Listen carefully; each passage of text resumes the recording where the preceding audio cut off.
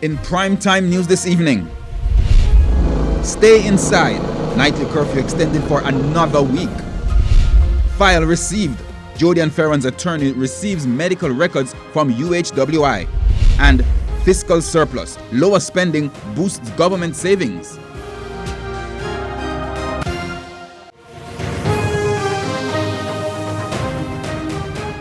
Also coming up this evening, schools to remain physically closed until September. Good evening and welcome to Primetime News. We're both on air and online at onespotmedia.com. I'm Herman Green. And I am Andrea Chisholm. Also this evening, we have the Business Day, sports commentary, E-Prime and weather. But before the break, the feedback question. Our question this evening, what is your reaction to efforts to restart the economy in the COVID-19 pandemic?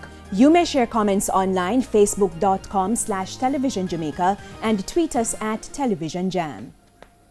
Please stay with us. Primetime News returns right after this break.